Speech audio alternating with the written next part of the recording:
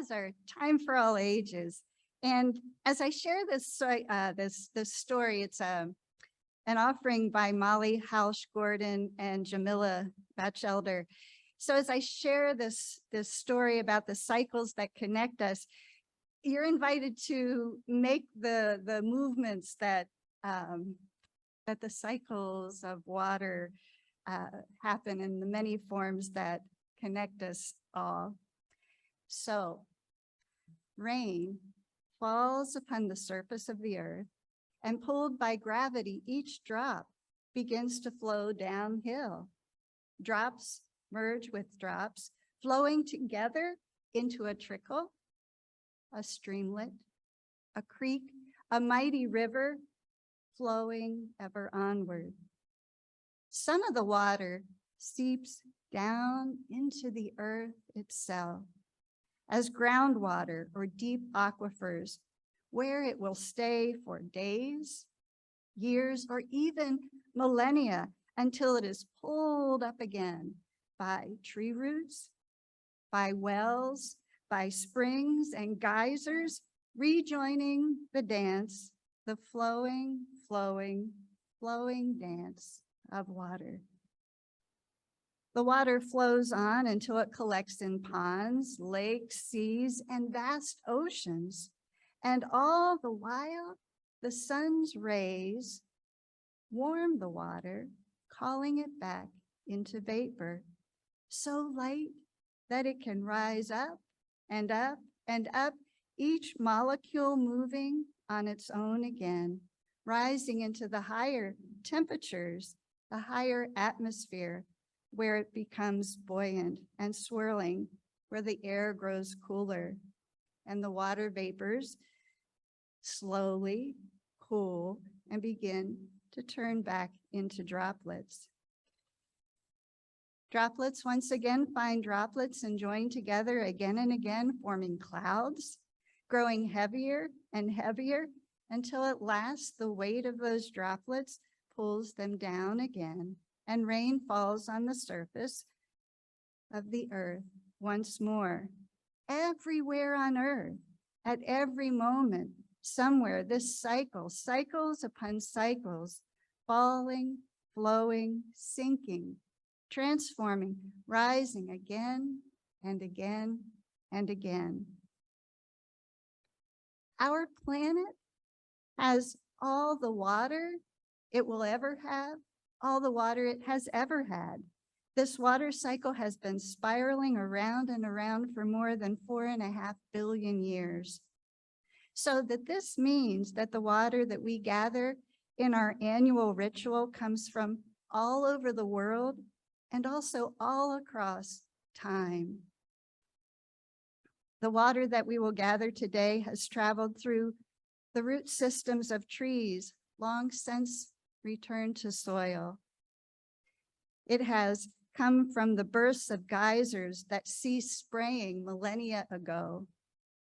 And it has flowed down rivers that have changed course entirely over billions of years. This morning, let us also remember that water cycles don't only involve rivers, ponds, plants, clouds, but it also involves all creatures. The water cycles through us, too, coming in and out of our bodies in many different ways. That means that the molecules in the water from Laurel Lake at Pine Grove Furnace or from the Conewago Creek could have been in the tears of joy and sorrow cried by the first person who ever felt love, who ever felt sorrow. Or that the water from our church sink contains within it molecules that were once in the best chicken soup that someone ever ate, or in the sweat of people who built this church, this town, or in the blood of the mothers that birthed our grandmothers, grandmothers, grandmothers, or even in dinosaur pee. As we gather the waters of community this morning, let us remember that they connect us to everything that has ever been and everything that will ever be. That is the power of the water that we share.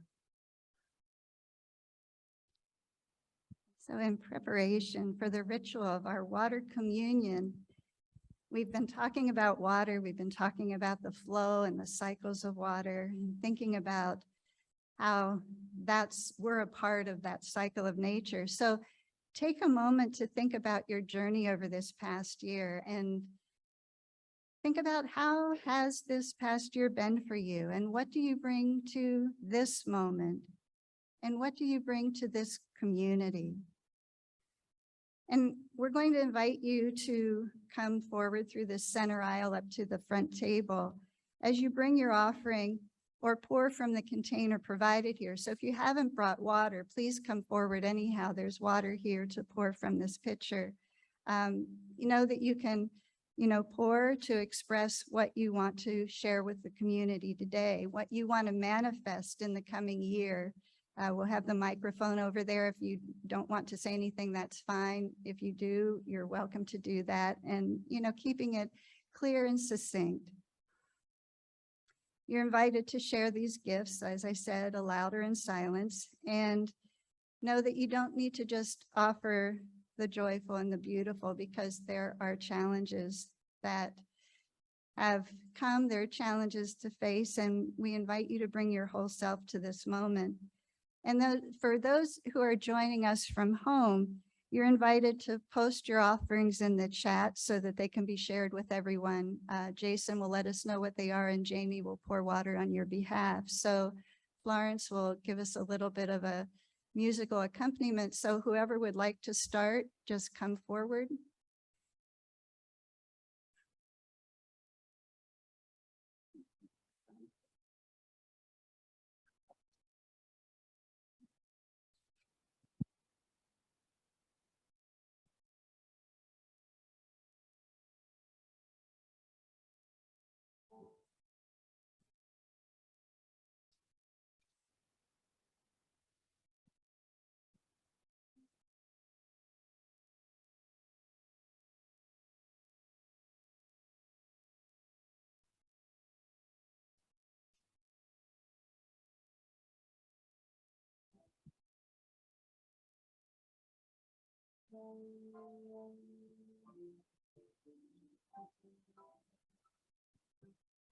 To Dinosaur P, really? My grandchildren love you.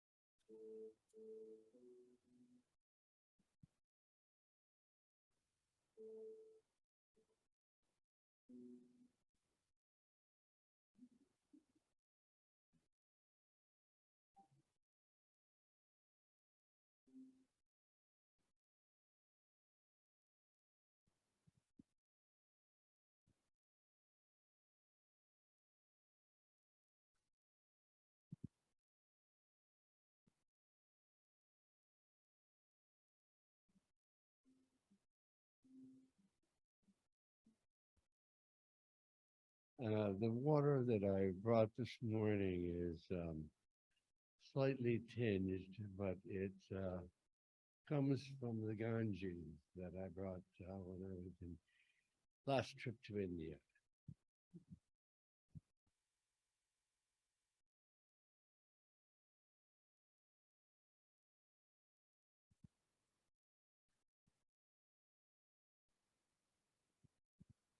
Is there anyone from the virtual community that would like to? We'll pour some for everyone who is flowing in their own way with all that you've carried this year, with all that you bring by your presence.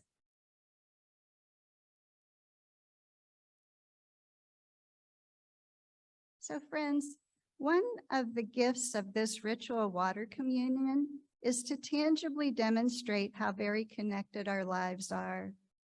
The life-giving waters and the waters of destruction and change all come from the same source, cycling over and over and over throughout time. Our lives, our very existence is woven into this unbroken fabric of connection. All of the waters of millennia upon this beautiful blue orb that we call home have been recycled and transformed in this unbroken chain, time after time. From the gentle rains that fall to the ancient aquifers that harbor subterranean life, to misty vapors that return water molecules to the clouds.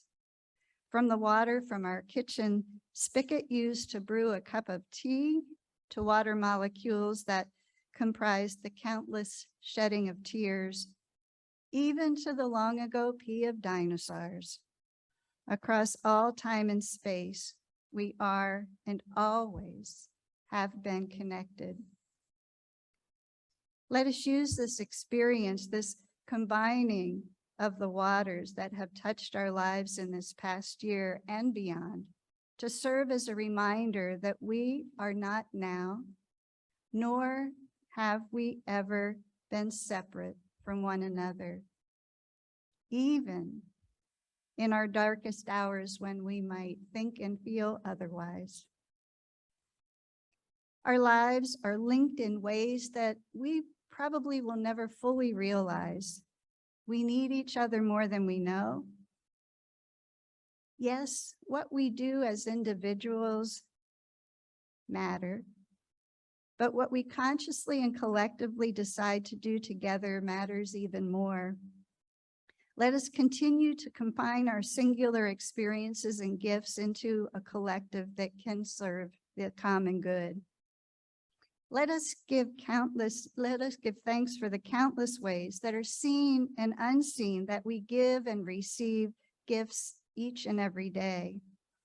And today I would like to give thanks to a colleague of mine, Linda Hart, for some thoughtful words that I borrowed for the remembrance of all that we receive from the calling of the waters of the world.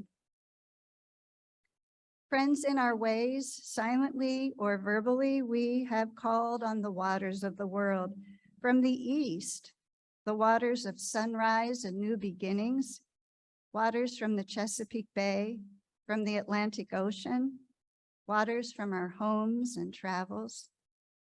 We have called on the waters that have nourished young plants, the waters of new green life. We have called on the waters of courage and inspiration that allow us to begin again and again. We have called on the waters of springtime and freshness.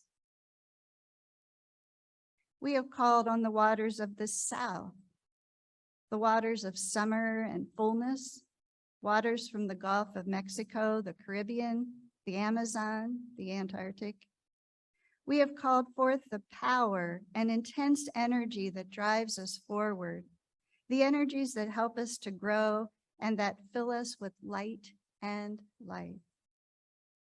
We have called on the waters of the heat of the day, the precious and often sparse waters of summer and brown landscapes. We have called on the waters that calm parched mouths, that revives burn spirits, the waters that power us onward. We have called forth the waters of the West, waters of harvest and sunset, waters of the mighty Mississippi, the vast Pacific Ocean, and all the waters between.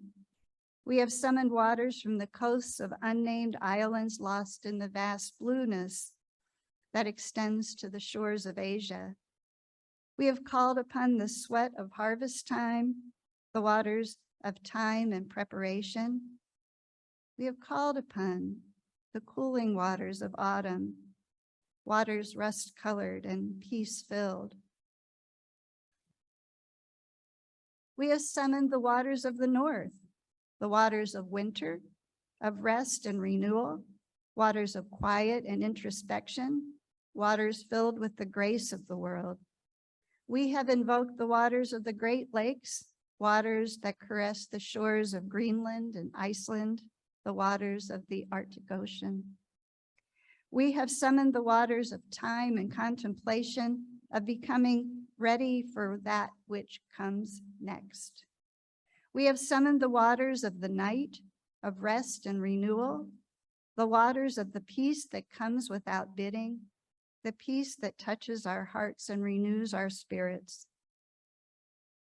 In these times of great change and transformation, we have been touched by the intensities of raging rivers, the once in 1,000 years rainfall, the swelling of the oceans as impacts of climate change become ever more pronounced. Let us respect this intensity. Let us learn from the great mother whose waters we have all come from. Let us fully receive all that these times have to teach us about returning to living in harmony with her once more. Let us receive the blessing of connection, of seeing the whole, the real interbeingness of our lives, the blessing of how we are all interrelated, all one of the same piece of the world, the universe, of everything. Yes, friends, let us receive all these blessings. Let us be the blessing to one another and to the world.